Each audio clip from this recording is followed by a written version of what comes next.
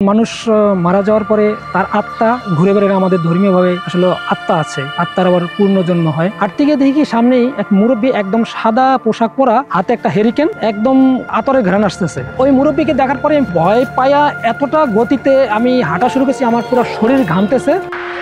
আমি আসলে এগুলো কখনো বিশ্বাস করি না, বিশ্বাস করতাম না, কিন্তু বেশ কিছুদিন আগে আমার সাথে ঘটে যাওয়া একটা ঘটনায় কিছুটা বিশ্বাস চলে আসছে যে ভূত না ঠিক, কারণ মানুষ মারা যাওয়ার পরে তার আত্মা ঘুরে বেড়ায় আমাদের ধর্মীয়ভাবে আসলে আত্মা আছে, আত্মার আবার পূর্ণজন্ম হয়।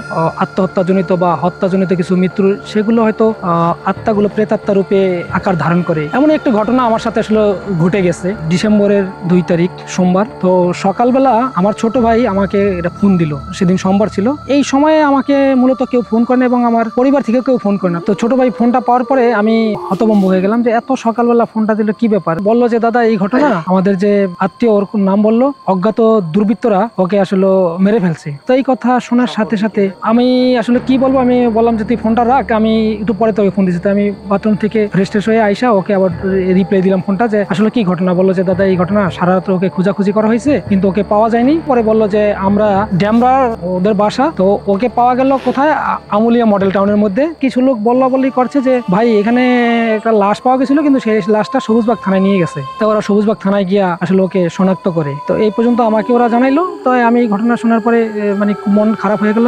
তো আমার অফিস টাইম 8টায়, আমি তাড়াহুড়া করে আসলে অফিসে গেলাম। মনটা খুব খারাপ। আমি অফিসে গিয়েছি, যাওয়ার পর আমি বেলা 10টা সাড়ে 10টা পর্যন্ত বললো যে এখন পর্যন্ত লাশ থানায় পড়ে আছে, এখন পর্যন্ত কোনো কিছু হয়নি। একটা হত্যাকাণ্ড, স্বাভাবিক কারণে মন খারাপ হওয়াটা স্বাভাবিক। এবং আমার যারা শুনছে বা আমার ভাই ব্রাদার যারা আছে, সবাই এটা শোনার পরে মনটা খুব খারাপ হয়ে যাচ্ছে। অফিস শেষ করে ওকে আমি বললাম যে আসলে কি অবস্থা। তো ও আমাকে বললো যে দাদা এই ঘটনা, এই কিছুক্ষণ পরে, তখন বেলা 2টা বাজে, 2টা বা 2:30টার মতো হবে, বলে যে ঢাকা মেডিকেলে আমরা লাশ নিয়ে যাচ্ছি পোস্টমর্টম করার জন্য। তো যাই হোক, আমি 3:30 নাগাদ, 3:30 4টা নাগাদ এরকমই ঢাকা মেডিকেলে গেলাম। ঢাকা মেডিকেলে ওদেরকে খুঁজে বের করলাম। প্রায় 15-20 মিনিট ওয়েট করার পরে ভিতর থেকে ওখানের যারা স্টাফ তারা এসে বললো যে ভাই সবুজবাগ থানার লাশ নেওয়ার জন্য কারা আসছে। তো আমার ছোট ভাই আর ওর এক আত্মীয় ছিল, তারা ওই লাশটা আনার জন্য বা কোনো কাজের জন্য ওদেরকে নিয়ে গেল, ওই ভিতরে মর্গের ভিতরে নিয়ে গেল।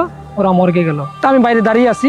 আমাকে ওই মুহূর্তে সাদা পোশাক পরা, একেবারে টোটালি সাদা ভদ্রলোক এসে বলতেছে কি যে সবুজবাগ থানা থেকে লাশ নেওয়ার জন্য কে আসছে। তো আমি বললাম যে ভাই সবুজবাগ থানার লাশ নেওয়ার জন্য তো লোক ভিতরে গেছে। পরে উনি আমাকে বললো যে আপনি কি সবুজবাগ থানার যে লাশ তার আত্মীয়। আমি বললাম যে হ্যাঁ আমি আত্মীয়। পরে আমি বললাম যে আমার লোক ভিতরে গেছে, আমার লোক ভিতরে আছে। তো এই কথা বলার পর উনি করলো কি, চট করে উনি ভিতরে চলে গেল। তাই আমি বললাম যে ভাবলাম যে উনি ব্রাদার এখানের বা মর্গের কেউ বা এই টাইপের কিছু হবে। ওটা নিয়ে আমি আর তেমন খুব একটা কিছু ভাবলাম না। 5-7 মিনিট পরে ওরা কাজ শেষ করে বেরিয়ে আসছে। আমি ছোট ভাই জিজ্ঞেস করলাম যে কাজ শেষ, ভিতরে বললো যে হ্যাঁ দাদা কাজ শেষ। 2-3 মিনিট পরেই তারা ওই লাশটা বের করে নিয়ে আসলো। ওখানকার যারা আছে লাশটা বের করে আমাদের অ্যাম্বুলেন্স সামনেই ছিল। তো অ্যাম্বুলেন্সে লাশটা উঠাই দিল। আমি অ্যাম্বুলেন্সের সামনে বসছি, আমি একদম অ্যাম্বুলেন্স সামনে বসা। আমার ভাই আর যে ওরা এক আত্মীয়, তারা দুজন লাশের ওই সাথেই পিছনে বসা। তো ড্রাইভার অ্যাম্বুলেন্স ছেড়ে দিল। ছাড়ার পরে আমরা মোটামুটি ওই ঢাকা মেডিকেলের যে বার্ন ইউনিট, এই বার্ন ইউনিটের সামনে আসলাম। তো বার্ন ইউনিটের সামনে আসার পরে হঠাৎ করে দেখি কি অ্যাম্বুলেন্স থেকে একটা গন্ধ আসতেছে। সেই গন্ধটা হচ্ছে আপনার মাংস বা কাঁচা মাছ টাইপের এরকম একটা গন্ধ আসছে। তো আমি ভাবলাম কি যে এরকম গন্ধ আসতেই পারে, স্বাভাবিক, কারণ লাশের গাড়ি যেহেতু প্রতিদিন লাশ টানে বা মর্গের থেকে আসা গাড়ি, এগুলা এই ধরনের ঘটনা ঘটতেই পারে। এর মধ্যে আমাদের গাড়িটা আপনার হানি ফ্লাইওভার উপরে উঠে গেছে। যখন আমরা উঠলাম ফ্লাইওভার ওঠার পরে, ফ্লাইওভারের মাঝামাঝির পরে হঠাৎ করে গন্ধটা চেঞ্জ হয়ে গেল। আগরবাতি টাইপের একটা গন্ধ আসতেছে। তবে সেই আগরবাতিটা আমার কাছে এমন একটা গন্ধের মতো মনে হলো, যেটা আমাদের বাংলাদেশি কোনো আগরবাতির গন্ধ না, এটা আরবের বা এই ধরনের দেশের। ডাইনি বাইনি তাকাইলাম, তখন কিন্তু ফ্লাইওভার উপরেই আগের যে মেয়র ভবন ছিল বা মেয়র অফিস, তার আশেপাশে আমি বললাম যে পুরান ঢাকা যেহেতু, এখানে হয়তো আগরবাতিটা পুরান ঢাকায় এগুলো হইতে পারে। তো যাক, সেটাও কোনো ভাবলাম না। আমাদের গাড়ি এগিয়ে যাচ্ছে ফ্লাইওভার উপর দিয়ে। ড্যামরা রোডে যখন ঢুকে গেলাম, তো ড্যাম রোডে ঢোকার পরে দেখি কি ওই গন্ধ, আগের যে গন্ধ দুইটা, সেইটার একটু নাই, এখন একদম পচা দুর্গন্ধ আসতেছে। আমি ভাবলাম যে গতকালকে যেহেতু লাশ, এখন মনে হয় এটা পচে গেছে, পচে যাওয়ার কারণেই আপনার এই ধরনের একটা ঘটনা ঘটতেছে। আমি তখনও কোনো কিছু মনে করতেছি না। তা আমরা ইতিমধ্যে ড্যামরা স্টাফ কোয়ার্টার পার হইয়া ত্রিমণির আশেপাশে হবে, এদিক দিয়ে আমরা ওই ড্যামরা নতুন যে পুলিশ সেঞ্চারি আছে, এখান দিয়ে আমরা ওই রাস্তাটা ঢুকে গেলাম। আমাদের গন্তব্য হলো ওদের বাড়িতে আমরা ওর লাশ নিয়ে যাবো। তা লাশ নিয়ে যাওয়ার পরে গ্রামে যেটা হয়, বা লাশ দেখলে আত্মীয় স্বজন প্রতিবেশী যেটা করে, যে আসলো মানুষজন কান্নাকাটি করলো। তো এই করতে করতে আমরা ধরুন সন্ধ্যা হয়ে গেছে। এই মধ্যে সবাই বললো যে আসলে আমরা এখন লাশ দাহ করার জন্য, আমাদের ধর্মীয় ভাবে, হিন্দু ধর্মীয় মতে যেটা করা হয়, যে আমরা লাশ দাহ করবো। তো পাশেই ওখানে একটা আবার আছে, ওই শ্মশান আছে, ওই শ্মশানে নিয়ে যাওয়ার জন্য একটা সিদ্ধান্ত নিল। এর মধ্যে ওর মা আমার মাও একটু মনে হয় বললো যে আমার ছেলেকে আমি দাহ করতে দিব না, আমি তারে মাটি দিব। তো অনেকে বললো যে না, আমাদের আসলে হিন্দু ধর্মে এই জিনিসগুলো তো খুব একটা নাই, আর আছে সেটা হলো একদম ধর্মীয় সাধক ঠাধক সাধু যারা তাদেরকে মাটি দেয়, কিন্তু এছাড়া নর্মালি যারা মারা যায় তাদেরকে আগুনেই পোড়ানো হয়, চিতায় যেটা দাহ করা হয়। তো সব শেষে সিদ্ধান্ত হলে যে আমরা ওকে আসলে পোড়াবো। তো সিদ্ধান্ত মোতাবেক আমরা ওই বাড়ি থেকে ওরে নিয়ে আমরা লাশ নিয়ে শ্মশানে চলে গেলাম। তো শ্মশানটা হইলো ড্যামরা যে বর্তমানে পুলিশ সেঞ্চারি, ওইটার পাশেই নদী, ওই নদীটার নাম হচ্ছে বালু নদী। এই পার হইলো বালু নদীর সাথেই আপনার শ্মশানটা, আর ওই পার হইলো কয়েতপাড়া ইউনিয়ন যেটাকে বলে, একদম নদীর সাথে। ওই যখন আমি শ্মশানে ঢুকলাম, ওই শ্মশানে ঢোকার সাথে সাথেই ওই শ্মশানটা দেখলে মনে হয় যে একটা ভৌতিক অবস্থা। আপনি ওই শ্মশানটা দেখলে যে কোনো মানুষ নতুন গেলে তার ভিতরে একটা ভয় কাজ করবে যে আসলে এটা একটা ভূতের পরিবেশ। কেমন জানি মনে হলো যে কেমন একটা জায়গা। ধর্মীয় কাজ ওখানে শেষ করলো, ওইখানে যে একজন লোক আছে সে বললো যে ভাই এটা যেহেতু পুলিশ কেস, কিছু কাগজপত্র লাগবে, এই কথাটা বললো।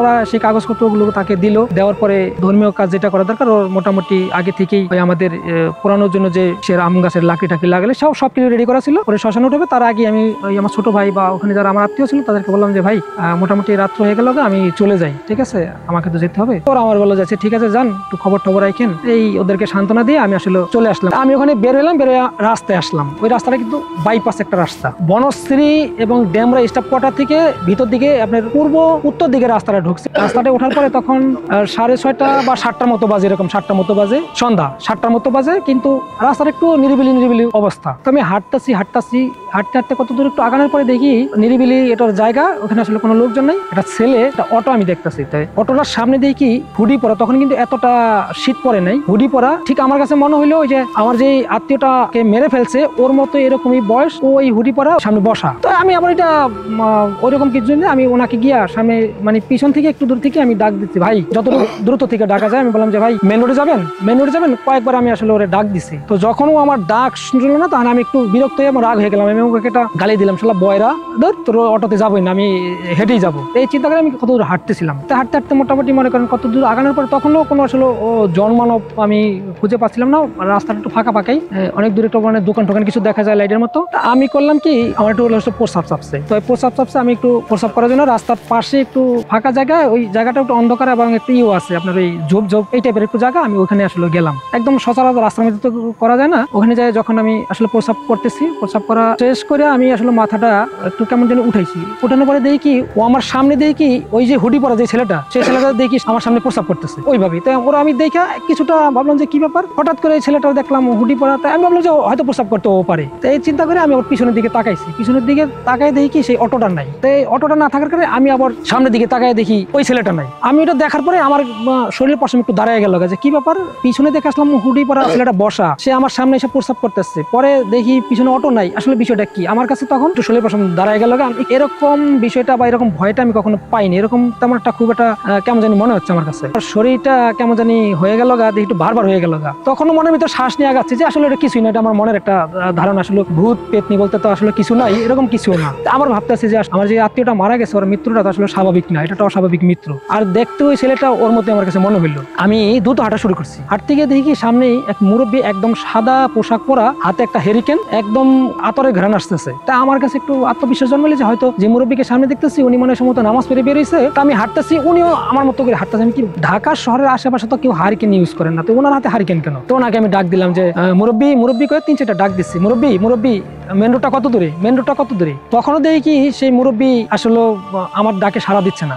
তাই সাড়া না দেওয়ার কারণে আমার কাছে তখন একটু সন্দেহটা পুরোপুরি হয়ে গেল যে আসলে আমার সাথে কিছু একটা হচ্ছে বা আমি কিছু একটা দেখতেছি। তা আমি পিছনের দিকে তাকায় দেখি যে কোনো লোকজন আছে কিনা। এখন পিছনে তাকায় দেখি 2টা লোক দাঁড়ায় রয়েছে বা আস্তে আস্তে হাঁটতেছে। তা আমি আবার ওনার জন্য ওয়েট করতেছি যে ওই লোক 2টা আসলে আমি লোক 2টার সাথে যাবো সামনে। এখন আমি দাঁড়ায় রয়েছি, ওই লোক 2টা আসে না। আমি পিছনে ব্যাক করবো এরকম চিন্তা নেই, আমি সামনে আগাবো। তাই পিছনে যখন ওই লোক 2টারে দেখতে গেছি বা তাকাইছি যে লোক 2টা দেখার জন্য বা লোক কারা, তাই সামনের দিকে তাকাই দেখি সেই মুরব্বী নাই। তো যখন মুরব্বী নেই তখন আমি শিওর হয়ে গেলাম যে কিছু একটা হচ্ছে বা হতে যাচ্ছে। আমি আসলে তখন পুরাই ওই মুরব্বীকে দেখার পরে ভয় পায়া এতটা গতিতে আমি হাঁটা শুরু করছি, আমার পুরো শরীর ঘামতেছে। সামনে আগাচ্ছি, আগানোর পরে দেখি কতদূর আগাচ্ছি, দেখি একটা বাড়ি। তা আমি বাড়ির সামনে যেমন মেন রোডের রাস্তাটার সাথেই বাড়ি।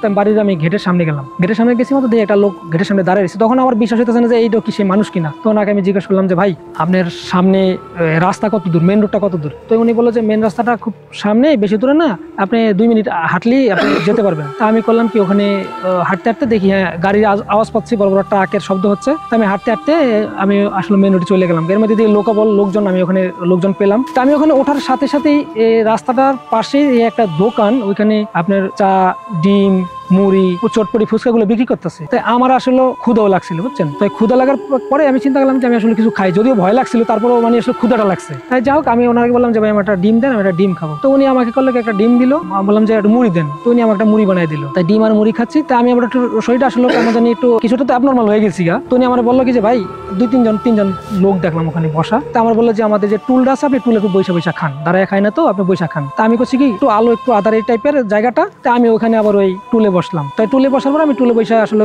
কোনায় বৈশা খাচ্ছিলাম। এর মধ্যে দেখি টুলে যে অপর প্রান্তে দেখি ওই যে ছেলেটা, ওই যে হুডি পরা যে অটোতে বসা ছিল, ওই ছেলেটা দেখি পাশে বৈশা, যে মুখটা ঢাকা, আমি কিন্তু মুখটা দেখতে পারতেছি না একবারও, ও সেখানে বৈশা খাচ্ছে। ওই দেখে আমি আরো একটু ভয় পেয়ে গেলাম। তো ভয় পাওয়ার সাথে সাথে আমার শরীর মোটামুটি টেম্পারেচার বেড়ে গেছে। আমি বুঝতে পারছি যে আমার শরীরটা গরম হয়ে গেছে, জ্বর টর আসবে এরকম একটা কিছু মনে হইতেছে। ঠিক আছে, জিনিসটা আমার পিছু ছাড়ছে না। তা আমি বুঝছি যে যাই হোক, আমি আমাদের ধর্মীয় ঈশ্বরের নাম নিতেছিলাম। যাই হোক, ওনাকে করছি কি আমার মানি ব্যাগ থেকে 500 টাকার একটা নোট দিয়া আমি হাঁটা শুরু করছি। তো ওই লোক আমাকে ডাক দিচ্ছে, দোকানদার ভাই এদিকে আসেন। আপনি আমার কত টাকা দিচ্ছেন? আমি বললাম যে কেন? আমি তোমার 500 টাকা দিয়ে দিচ্ছেন, আপনি তো 50 টাকা হয়েছে। তো উনি আমাকে 450 টাকা দিল। আমি মানি ব্যাগে টাকাটা ভরে আমি দাঁড়ায় দিয়েছি, আমি আসবো নতুন বাজারে। তো আমি নতুন বাজারে আসবো। তো নতুন বাজার থেকে যে গাড়িগুলো আসে আপনার অসীম, তারপরে আপনার রাজধানী, রমজান, এই টাইপের গাড়িগুলো আসে, আসমানি। আমি দাঁড়ায় দিচ্ছি ওখানে। এখন দাঁড়ায় আমার সামনে যে গাড়িগুলো চলে যাচ্ছে, আমি যে কি কারণে গাড়িতে উঠতেছি না আমি নিজেও জানি না। অনেকক্ষণ দাঁড়ায় দিচ্ছি, মানে 20-25 মিনিট দাঁড়াই আছি।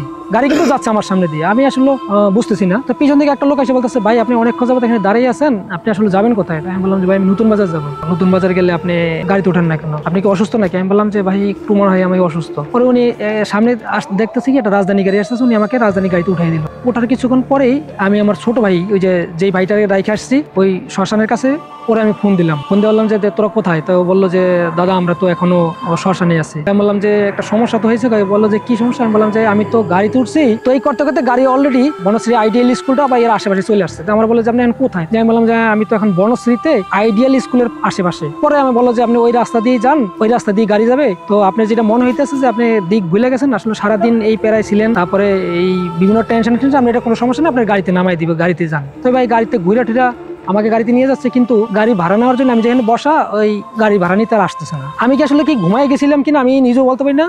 আমার তো আমি নতুন বাজারে নামবো, তো ওইখান থেকে আসতে সময় লাগে ধরেন সর্বোচ্চ 7টা বা 7:30টার দিকে, যদি আমি বা 8টার দিকে যদি রওনা দিয়ে থাকি, নতুন বাজার আসতে 1 ঘন্টা 9টা বাজতে পারে। 9:45টার দিকে এরকম হবে, 9:30 বা 9:10টার দিকে আমি দেখি কি আপনার কুড়িল বিশ রোডে গাড়ি বলতেছে কুড়িল বিশ রোড।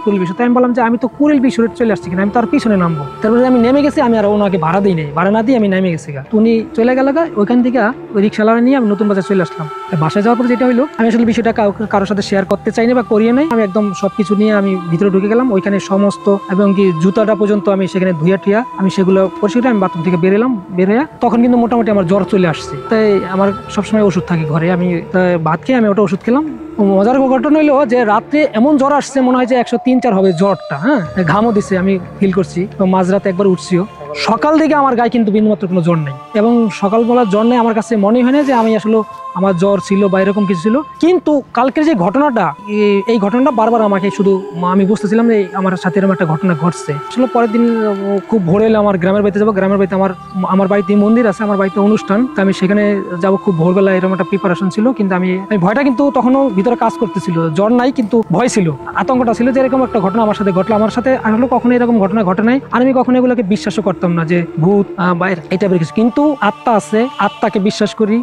বা মৃত্যুর পরে অপবিত্র মৃত্যু যেটাকে বলে, অস্বাভাবিক মৃত্যু, যেমন ধরেন আত্মহত্যা বা হত্যাকাণ্ড বা এই ধরনের মৃত্যুগুলো, সেইগুলো প্রেতাত্মা হয়ে যায়, এটা আমি বিশ্বাস করি। বা আত্মা আছে এটা বিশ্বাস করি। আমাদের ধর্মে আছে যেটা বারবার জন্মগ্রহণ করে, পুনর্জন্ম হয় আমাদের মধ্যে, সেটা বিশ্বাস করি। আত্মার আসলে মৃত্যু নাই, আত্মা কখনো মরে না। এইসব চিন্তা ঠান্ডা আমার ভিতরে কাজ করতো, কিন্তু ভূত আছে এটা আমি কখনো বিশ্বাস করতাম না। কিন্তু এবার আমি যে জিনিসটা দেখলাম সেটা আমি একদম বাস্তবতার সাথে আমি দেখেছি। ঠিক আছে, আমার কাছে মনে হয়েছে যে ওর আত্মাই বা ওর আত্মাটাই কিনা এরকম ভাবে আমার সাথে দেখা দিল বা সাক্ষাৎ হলো। ও আমার শরীরে ঘুরে বেড়ায়। রহস্যময় এমন অনেক ঘটনা পৃথিবীতে ঘটে, যার ব্যাখ্যা বিজ্ঞান দিতে পারে না। তোমরা কারা যাচ্ছ? আমাদের উঠাও। অবিশ্বাস্য এমন গল্প শুনতে চায় চলতি গল্প বলতে আমাদের সাথে যোগাযোগ করুন। একবার দুবার, তিনবার।